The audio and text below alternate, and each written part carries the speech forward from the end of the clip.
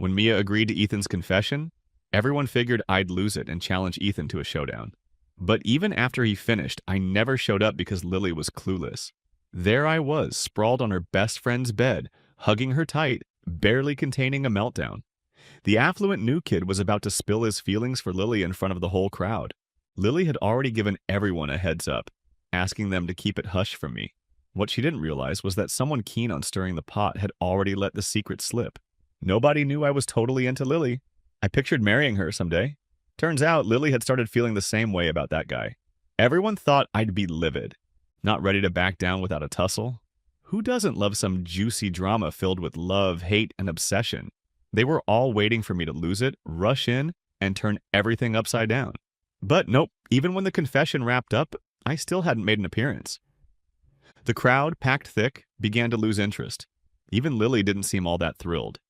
She grabbed her new guy's arm and whipped out her phone. No calls or texts. Lily furrowed her brows a bit. Then she addressed the crowd. "Tonight, Ethan's treating. Everyone's invited." The students around cheered. It was only then I emerged from behind some bushes. Someone with sharp eyes spotted me and immediately yelled, "Alex! Alex is here!" I knew it. There's no way Alex would hold back and not show up. Lily suddenly looked up, and the second she saw me, the corners of her mouth twitched slightly. I ignored everyone waiting for the drama to unfold and walked straight up to Lily. "Alex." Lily held her new guy's arm tighter. She glanced at me, her voice chill. "You can't force feelings like this. We've known each other for over 10 years. I don't want to say anything harsh and wreck our friendship. From now on, I'll see you as a brother. If I ever need help, you can still come through for me." After that, she lowered her voice slightly. "Everyone's watching. Don't make this awkward. Just leave." I interrupted her and took a slow step forward, her brows knitting together, sounding annoyed. "Alex, chill. Just go home." I smiled and handed her the watch I'd just taken off my wrist. "I'm only here to give this back." Seeing the watch, Lily's face instantly darkened. "Alex, what trick are you playing now? Take the watch back, and I won't bother you again." Lily stared at me, her voice getting colder. "I don't care about this kind of money anymore. If you don't want it, just throw it away." Before she could finish, I turned and tossed the watch into a nearby trash can. "You can toss all the other stuff I gave you, too." With that, I didn't look back and started walking away. Lily stood still until my figure vanished from sight, her expression still a bit sour. Her friends quickly tried to smooth things over. "Heh, Alex is just trying to save face, acting tough. Just watch, Lily. By tonight, he'll regret it. Maybe as soon as we leave, he'll come back crying, digging through the trash for that watch." Hearing that, Lily chuckled. "Whatever he wants. If it wasn't for our family's elders, I wouldn't even bother with him. All right, enough. Don't let him ruin our night. We need to celebrate properly tonight." Lily glanced at her handsome and wealthy new boyfriend, pushing Alex's annoying presence out of her mind. By tomorrow, Alex would be waiting at the dorm, acting like nothing happened, begging her for forgiveness so they could attend classes together. By the time I reached the riverside, the rain was pouring hard. I stood there with an umbrella, thinking about the dreams I'd had over the past few days. In those dreams, I was deeply troubled by Lily and Ethan's relationship and accidentally fell into the river. When I fell, I hurt my spine, lost half my life, and ended up with a permanent disability, never able to walk again. But in the end, Lily never came to see me, not even once. I was adopted by the Lee family, and when they saw me like this, they thought I was worthless. So they sent me back to my birth parents, who were awful, abusive people. My life spiraled downward from there, and I died miserably. After I died, the person I'd always kept at arm's length collected my broken remains. Lily, on the other hand, was happily married to Ethan, never showing up at all. Everything from my dreams had been coming true these days. If it weren't for those dreams, I'd probably be calling Lily nonstop right now. I'm grateful for those dreams. It feels like I've been reborn, slowly changing my tragic fate. On the third try, the call finally went through. I gripped the phone tightly to my ear. The name, Mia, hovered on my tongue a few times before I slowly said it aloud. The heavy rain drowned out the world's noise. Only Mia's slightly tired voice came through softly. "Alex, it's raining pretty hard today. I'm stuck by the river and can't get back. Can you come pick me up?" There was silence on the other end for a few seconds. I gripped the umbrella handle, nervously waiting for her reply. In my dream, when Mia gathered my remains, it looked like she cried. Her tears fell, one by one, onto my decaying flesh and bones. Even in the dream, I could feel the burning heat of her tears. Later, she kept a small bottle of my ashes with her for the rest of her life, living alone, always thinking about that. I instinctively choked and sighed. Mia remained silent. Then she asked, Why are you upset? I didn't say I wouldn't come. Embarrassed, I asked, so when are you coming? She replied, wait for me. I'll be there in 20 minutes. I said, okay, I'll wait for you, Mia. She didn't say another word and hung up the phone. 15 minutes later, I handed my umbrella to a mother and child taking shelter from the rain. So when Mia arrived, I was already drenched from head to toe. When she got out of the car, her lips were pressed tight and her face was cold as ice. I brushed aside my wet bangs and gave her a bright smile. Mia, you're right on time. Alex, you might as well be dead, you idiot, she said coldly, grabbing my arm and pulling me into the car. Then she tossed me a soft blanket. Dry yourself off. Don't mess up the car. No! She glanced at me through the rearview mirror and told the driver to turn the car around. I wiped the water off my head, then I looked up and started watching her through the window reflection. When she had no expression, she always seemed distant and hard to approach. A lot of guys at school liked her, but none dared to confess. She was Lily's best friend and roommate. I used to visit their shared apartment all the time to help Lily move things. And whenever I was there, Mia always seemed to dislike me, even now. Despite coming to get me, she still acted all cold and indifferent. There was no sign she had secretly liked me all along. I shook my head slowly. Everything from my dream had come true, but now, thanks to the changes I made, many things turned out differently. Does Mia still like me? If she doesn't like me at all, am I just adding more trouble for her? She suddenly asked. Going back to the dorm, Mia glanced at me as she spoke. My heart skipped a beat, and before I could stop myself, I said, yeah, to your dorm. Mia suddenly burst into laughter and said, Lily's not coming back tonight. You won't see her even if we go. I awkwardly replied, I know, I'm not looking for her. Mia turned back to look at me, sounding exasperated. Alex, are you just making me part of your little relationship drama? She looked at me, her eyes deep and filled with countless emotions. Suddenly, I felt an inexplicable sadness. I sighed and said, Mia, you know it too, after what happened today. My roommates all laughed at me, calling me a simp, saying I gained nothing from it. I'm thinking of renting a place tomorrow. Can I crash in your living room for just one night? I added. Of course. If it's not convenient, don't worry about it. I'll find somewhere else.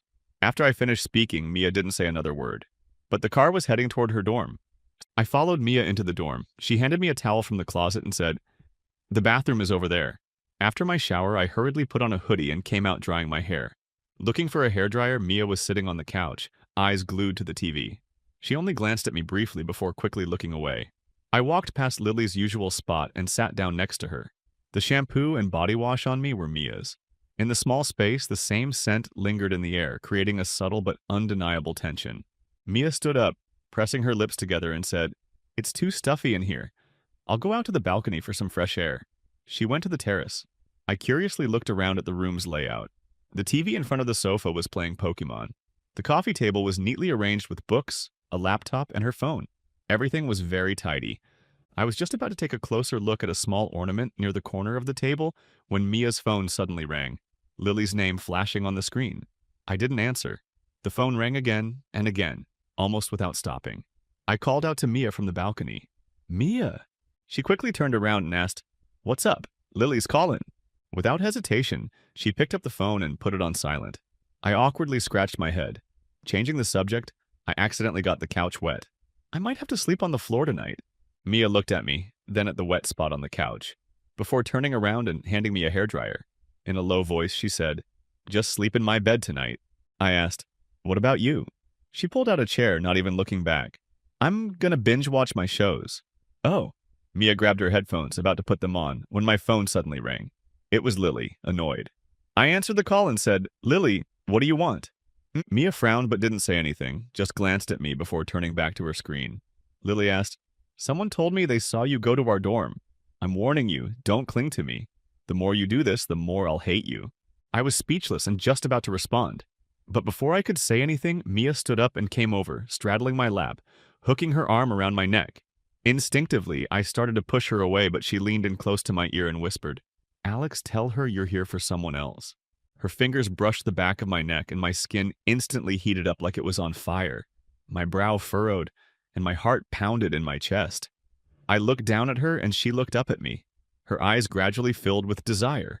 Hoarsely, I said, stop flattering yourself. Okay, I'm here for someone else. As soon as I said that, she grabbed my phone and tossed it aside, burying her head in my chest. The next second, I clearly felt a volcano of heat rising within me. The buzzing in my ears grew louder, and my first thought was to get up and cool off. But Mia clung to me tightly, lifting her head and softly whispering my name. Alex. Her warm breath fell on my ear. I struggled to control myself, leaning down to kiss her lips as she gently broke through my defenses. I tried to regain some sanity, saying, "Don't tempt me. I don't want to touch you in this place." Mia shifted her body, trying to adjust her position. The volcano inside me felt like it was about to erupt, fierce and overwhelming. Between breaths, she questioned, "If you don't want to touch me, why did you kiss me?" Mia tilted her head, her forehead pressed against mine as our breathing entwined. I closed my eyes, trying to calm down. She added, "Also, do you even know how to kiss? My lips are swollen now." I gently placed my right hand on her waist, my left holding hers softly. I said, "Mia, I'll be more gentle this time." As my words fell, my hands moved to her lower back. I pulled her close, pressing her against me. This time, the kiss was long and tender, but toward the end, I lost a bit of control and wasn't as gentle as I'd intended. She lightly hit me and, between breaths, bit me. Alex. I tried my hardest to suppress the volcano, but it was already threatening to erupt again. Clearly, Mia felt it too. Her face showed surprise, her ears turning a deep shade of red.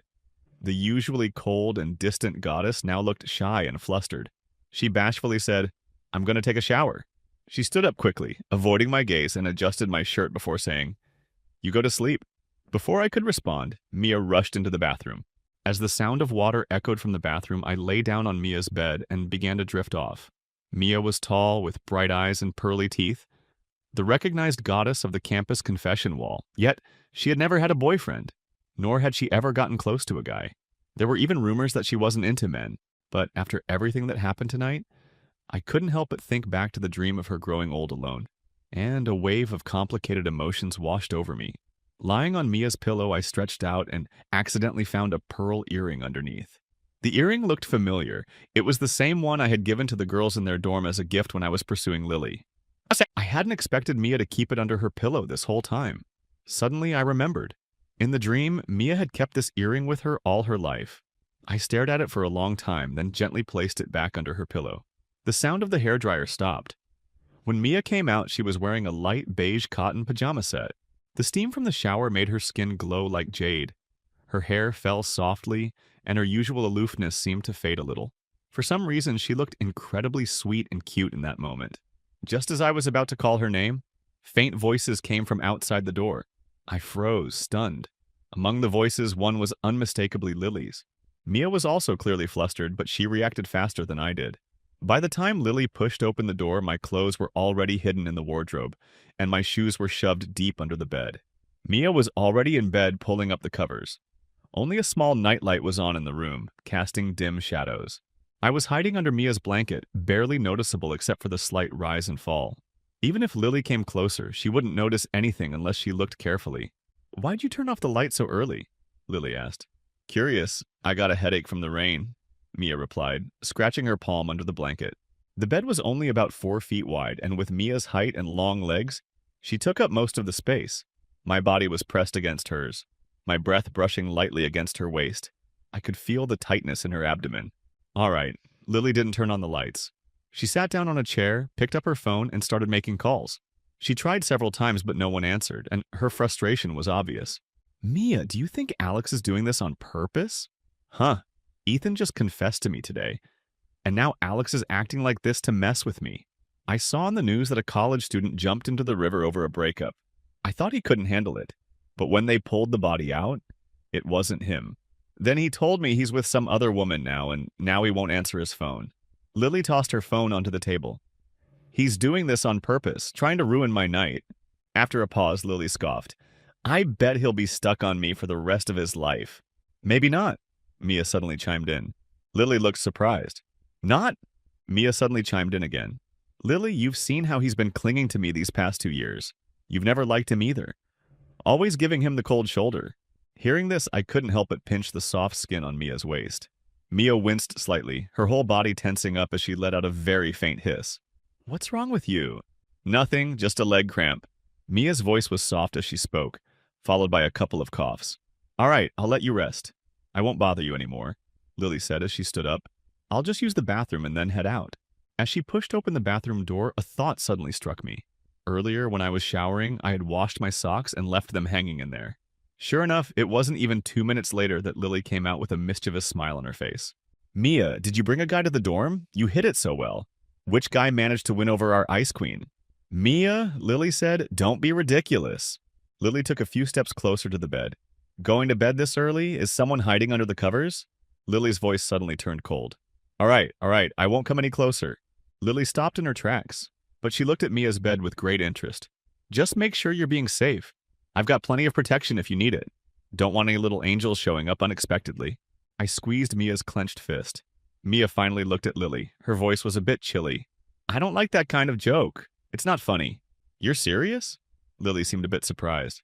Mia's lips tightened. Yeah, if the light had been a little brighter, Lily would have seen just how hard Mia was struggling to hold it together. After all, she had her arms wrapped tightly around her upper body to keep me from moving. But that didn't mean I couldn't move other parts. Hidden under the blanket, where no one could see, I gently stroked Mia's thigh. Every time I touched her, she shivered. All right then, I won't disturb you two. I'm staying out tonight. Lily spoke with a knowing tone, glancing once more at Mia's bed. But in her heart, there was a hint of disdain. Mia, who always appeared pure and untouchable, so cold towards men, now didn't seem so unattainable after all. If her guess was right, there was probably someone under Mia's blanket. But Lily didn't call her out on it. After all, her relationship with Mia was still fine, even though Mia's popularity sometimes irked her. There wasn't much animosity between them. Lily turned and left the dorm. As soon as the door closed, I threw off the blanket, gasping. Mia! Mia leaned against the headboard, her deep gaze fixed on me.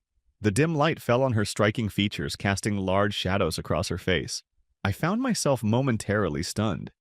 She looked even more beautiful under the soft glow. The shadows gave her a mysterious and captivating aura. Alex. Mia slowly stood up.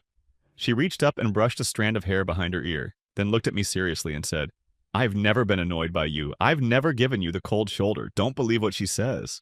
With that, Mia turned her head away. She threw off the covers and got out of bed, saying, Go to sleep. What about you, Mia? She picked up a cup, gesturing toward the living room. I'm going to watch my shows. You go ahead and sleep. I grabbed her hand and said suggestively, Mia, it's a bit cold tonight. The blanket's too thin. But this time, Mia pushed my hand away. Alex, Lily's gone. You don't have to keep pretending anymore. What does she have to do with it? Mia let out a self-deprecating laugh and asked, Why were you by the river tonight? It finally clicked for me. Lily's comment earlier about someone jumping into the river had made her think I went there because I was desperate, that I came back with her to the dorm just to spite Lily. I could see why she'd think that. Over the past 2 years, my adoptive parents, the Lee family, had been putting pressure on me. After they found their real son, they considered sending me back to my biological parents. Later, perhaps seeing that I still had some value through my engagement with the Liu family, they begrudgingly kept me around. To me, Lily had become a lifeline. I thought that, since we'd grown up together, she would feel something for me. And I clung to the hope that she would help me out. I pinned all my hopes on Lily, but to everyone else, it just looked like I was obsessed with her, driven mad by love. And then there was Mia as Lily's best friend. She must have witnessed so many moments when I pathetically clung to her. Mia, I wanted to explain, but she was already standing up, set an alarm, and planning to leave early tomorrow. You don't want anyone seeing you. She didn't stop, didn't even turn back. I gritted my teeth and said, Then what about all those times you kissed me tonight? What about everything we did earlier? What did that mean? Mia suddenly stopped in her tracks. She turned around to look at me, her eyes reddening. I continued, I know you're tired of me, but tonight, thank you. If you really don't want anything to do with me, I'll leave now. I got out of bed, not caring that I couldn't find my shoes, and walked barefoot toward the door. As I passed by Mia with my head down, I realized her face was already streaked with silent tears. Alex, Mia. I grabbed her. I told you I don't hate you. I immediately pulled her into my arms and asked, Then, do you want me to take responsibility for you? She hesitated, and before she could answer, I cupped her chin and kissed her deeply. She responded with the same passion. Her breathing grew heavier. She whispered, Alex, if you really want to take responsibility for me, then do it completely. I held her slim waist and solemnly replied, I will. During the long holiday, I went to the city where my biological parents lived. I stayed there for 3 days. By the time I left, those 2 rotten people, addicted to gambling, drinking, and worse, had already been taken away by the police. What awaited them was the harsh and unrelenting hand of the law, human trafficking, gambling rings, and forcing women into prostitution. Thanks to those dreams, I had all the evidence. I didn't need a second life or a rebirth. In this life, I could completely rid myself of these devils and ensure they were punished as they deserved. As I boarded the plane, I let out a long breath. The biggest burden on my mind had finally been lifted. In that moment, I felt free and completely relaxed for the first time. When the plane landed in the capital, the first thing I did was let Mia know I was safe. She didn't know the real purpose of my trip. Thinking I had just gone on a short trip with friends, Mia asked, "Are you ready for me to come over tonight? I'm planning to move into my new place. It's no longer convenient for me to stay in the same dorm as Lily." I replied, "Everything's ready. You're welcome anytime." She paused for a moment and added, "Alex?" I asked, "What's up?" She said, "It's Lily's birthday today, and she's throwing a party tonight. She told me to bring my boyfriend." I had forgotten. Lily's birthday was during the National Day holiday. "Alex, do you want to go with me?" I didn't answer right away, feeling conflicted. It wasn't that I didn't want to go public with my relationship with Mia, but soon the family might sever ties with me. When that happened, the truth about my poor background would be revealed to the world. I knew Mia wouldn't care, but I didn't want her to be criticized by others. Just like in the dream, they had condemned her for being with a man of low status, calling her unfilial and disrespectful, breaking her family's heart. But as Mia had said that day, since I wanted to take responsibility for her, I had to take full responsibility. You can't have it all after all. "Mia," I took a deep breath and asked, "Do you want me to go?" "Yes," she answered without hesitation. "Then come pick me up, and we'll go together." I was still holding the phone when I looked up and caught my reflection in the window. I realized I was smiling brightly. "Alex, look outside." When I looked up, it was like a scene from a movie. Everything was moving in slow motion. The smile still hadn't faded from my face as the airport announcements faded into the background. In the bustling crowd, I saw only Mia. She waved at me, and without caring about anything, she ran straight toward me. I dropped my luggage and spread my arms. She threw herself into my embrace with so much force, but I still caught her securely. She wrapped her arms around my neck, her face beaming as she teased, "You've got a strong core, huh?" I looked down at her and chuckled. "My back's strong too. Want to test it?" She poked my shoulder and whispered in my ear, giggling, "Test it. You might be quick to run out of steam." I shook my head, exasperated, and muttered, "Just you wait. Don't beg for mercy. Crying won't help." Tonight's birthday party was, as expected, packed with people. Lily made her grand entrance in a stunning purple silk gown, the smooth fabric clinging to her slender frame, swaying lightly with each step like starlight moving through the night. Ethan, looking dashing and confident, wore a custom-tailored suit, with every detail from his cufflinks to his hair perfectly in place. The two of them together made a striking pair. Ethan, basking in the praise of his friends, glanced over at Lily, but she seemed a bit distracted. "Lily!" Ethan called her name a few times before she snapped out of it. "What is it? It's getting late. Everyone's hungry, but not everyone's here yet? Who's missing?" "Mia hasn't arrived." Ethan nodded. "Oh, and I remember. Alex hasn't shown up yet either." Someone else chimed in. "Yeah, it's Lily's birthday.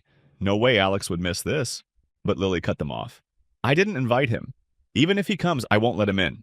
Ethan tried to calm her down. "Lily, don't get upset. It's your birthday today.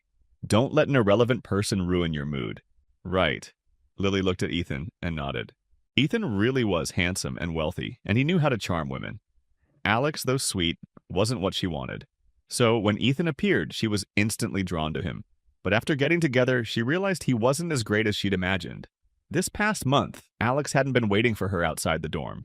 They hadn't gone to class or the cafeteria together. He'd completely vanished from her life. Even when they occasionally crossed paths at school, he would turn and walk away. Lily had to admit she wasn't used to it. Yes, that was all it was, just a matter of habit.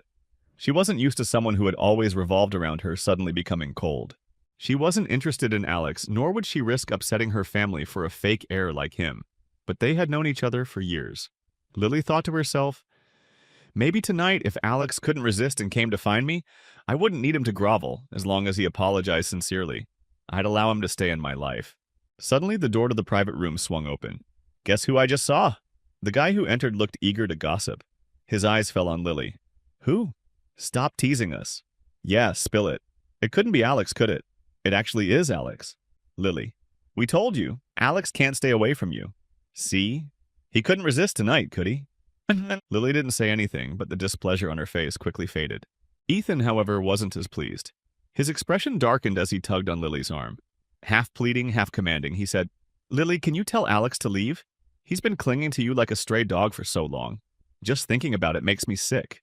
Lily looked at Ethan, finding him more appealing in that moment than she had earlier. Her mood suddenly lifted, even though she had decided to forgive Alex. He still needed to be punished for making her angry these past few weeks. Fine, let him leave then, Lily replied casually. Who are you asking to leave? Alex's voice came from behind, soft but clear enough for everyone to hear. The large room fell into sudden silence because everyone had seen it.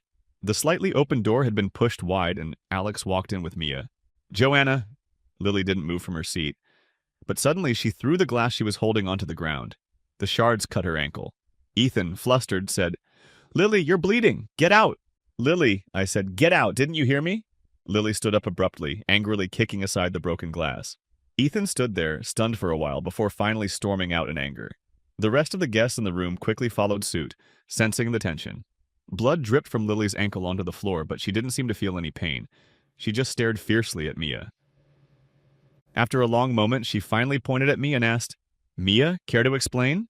Mia only smiled lightly and asked in a calm tone, Explain what? Why is Alex here with you? You invited me to bring my boyfriend to your birthday party, remember? Mia clung to my arm, leaning against me closely. Lily's anger flared like a cat bristling. She swept all the cups and glasses off the table with a furious swipe of her hand. She screamed, Mia, do you even know that Alex is mine? Mia, she asked, yours in what way? Is he your boyfriend, your fiancé?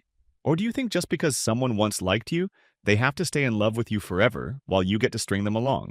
Lily ignored her and continued, You knew Alex liked me and you still went behind my back. Is this how you treat your best friend? With that, she reached out to grab my arm.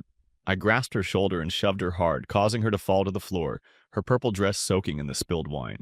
I said, exasperated, Lily, stop flattering yourself and stop clinging to me. There's nothing between us, so there's no wall to be broken. Even if Mia dug up your grave, she wouldn't find me. And by the way, I'm the one who sought her out. I don't like you, no. I haven't liked you for a long time. Did you hear that clearly? I looked at her, realizing that I had long since let go. After all, any man with even a shred of self-respect couldn't keep liking someone who treated him like she did, like a toy to be called and dismissed at will. Maybe during those years when we grew up together, there was a bit of vague affection. But after my true identity was exposed and your attitude changed, those feelings had long faded to dust. Alex, what did you say? Lily looked like she'd just heard the most ridiculous thing in the world. She struggled to her feet and said, You almost jumped into the river for me, and now you're saying you don't like me.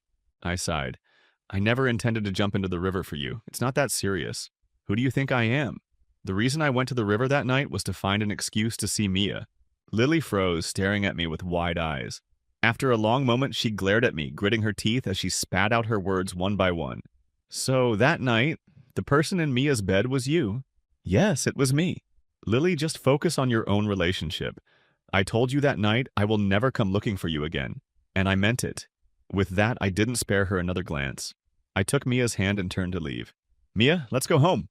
You wanted to see what the new place looks like, right? But Mia didn't move. She looked at Lily with a calm yet sharp gaze. She said, Lily, Alex is my boyfriend.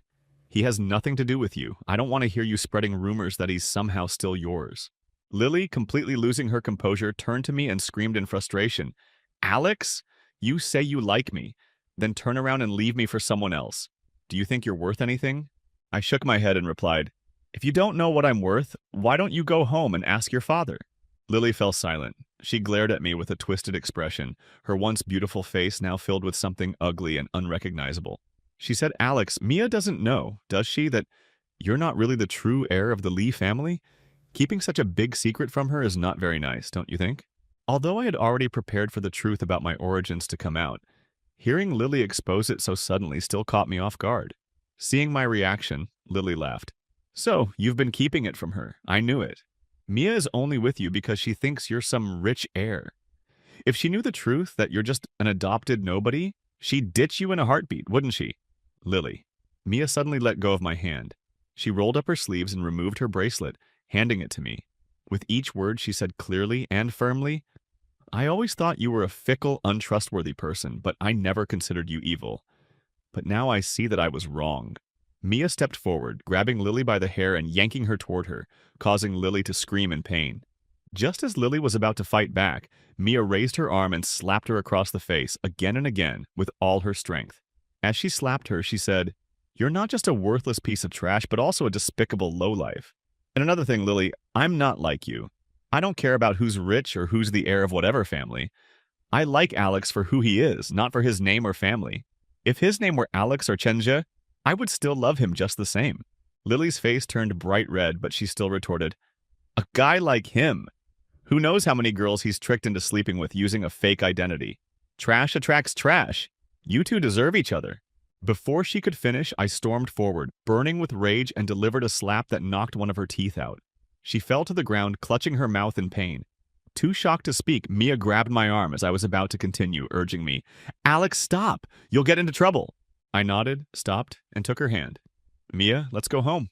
As we reached the car, I stopped and called her name. "Mia, do you believe me?" "What?" I looked straight into her eyes. She was wearing a light-colored silk blouse, her teary-eyed look making her appear delicate and vulnerable.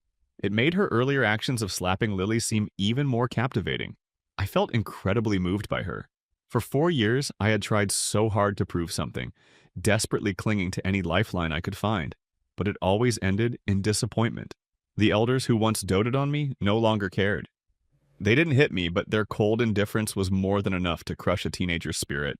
My biological parents were greedy demons, and I lived in constant fear of being sent back to them, where my life would be ruined forever.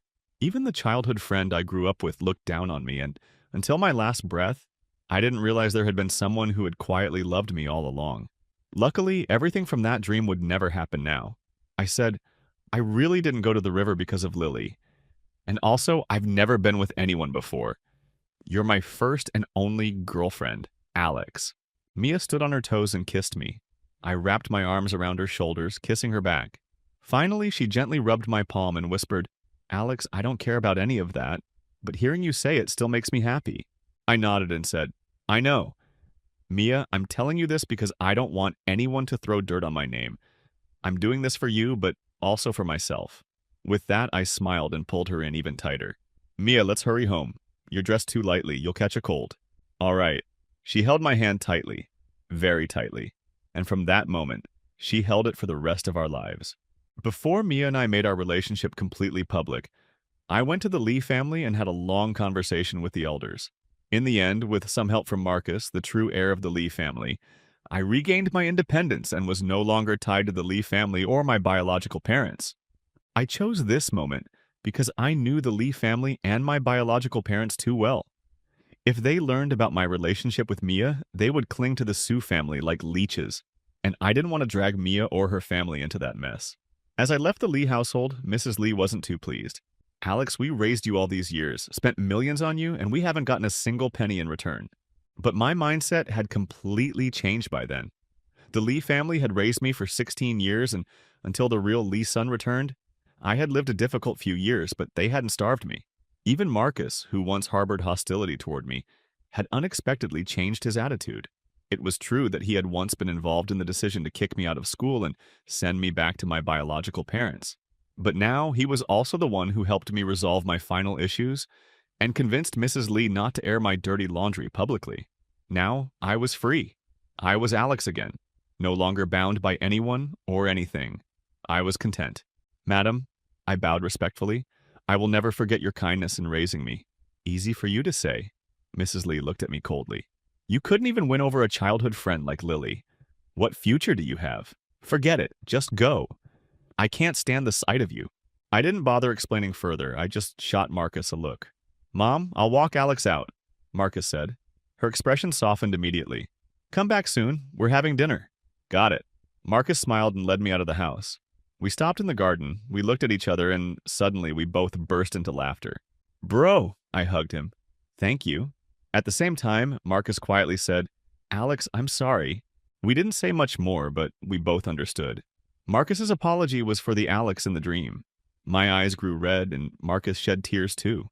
Finally, he squeezed my hand tightly and said, "Alex, this time you have to be really, really happy." "I will, bro. You too," I replied. I would repay the family's kindness in raising me by helping Marcus in the future. He had suffered for 16 years while I had lived in comfort for those same 16 years. In the dream, I had once hated him, but now I let go of all the past grudges. When Mia took me to meet her parents, I was genuinely nervous. Mrs. Sue had become a devout Buddhist in recent years, though I didn't know why. Every year, without fail, she would go to Pajisi Temple to burn the first incense of the year. Don't be nervous, my mom has become very kind-hearted since she started practicing Buddhism, and my dad just goes along with whatever she says. I nodded, trying to suppress the anxiety rising in my chest. I was about to mentally rehearse the lines I'd prepared when Mia suddenly said, "Alex, my mom's already coming out to meet us." Sure enough, Mrs. Sue was walking down the steps toward the car. I had no choice but to steady myself and face her. "Mom, this is Alex." "Hello, ma'am." I greeted her politely and handed over the gift I'd prepared. Mrs. Sue smiled as she accepted the gift, but her eyes never left me. Even after we entered the living room, she continued to observe me intently. Then she suddenly insisted on taking me upstairs to the study. I was a bit worried and glanced at Mia for reassurance, but Mrs. Sue patted my shoulder and said, "Don't be nervous, Alex. Let's just have a little chat upstairs." Then she turned back and teased Mia with a smile. "No need for you to be nervous either. I'm not a monster, am I?" All I could do was offer a stiff smile and nod. Mrs. Sue seemed to be in an exceptionally good mood, holding onto my hand as we went upstairs. "Look, Mr. Sue, isn't Alex just as I said, handsome and refined?" Mr. Sue, a gentle and scholarly man, nodded repeatedly. "Indeed, he's very well-mannered. A good young man." I was completely bewildered, unsure of what was going on. Mrs. Sue's eyes were red as she explained, "Alex, don't get the wrong idea. This might sound strange, but I've been having the same dream for years. In the dream, Mia never married because of a boy, and she passed away all alone in her 40s. At first, her father and I didn't believe it. We thought it was just a dream. But then, piece by piece, everything else from the dream came true." Her tears flowed freely as she continued. "I've spent these years praying and following a vegetarian diet, all for Mia. I was truly scared that the final part of the dream would come true. I always thought if that boy really existed, how wonderful it would be if he could be with Mia.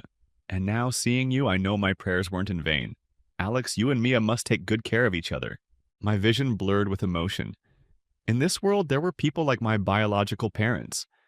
And then there were people like Mrs. Sue who loved their children fiercely. How lucky was I to have found Mia and to have such a good family. Finally, all the regrets from the dream had been resolved. Mia and I graduated from university and got married. We moved into our own home, and one day, while I was taking a shower, Mia pulled out the pearl earring I had always kept. But this time, she put it on, and only the earring. When I came out of the bathroom, I was lying in bed, completely covered by the blanket, pretending to sleep. "Mia?"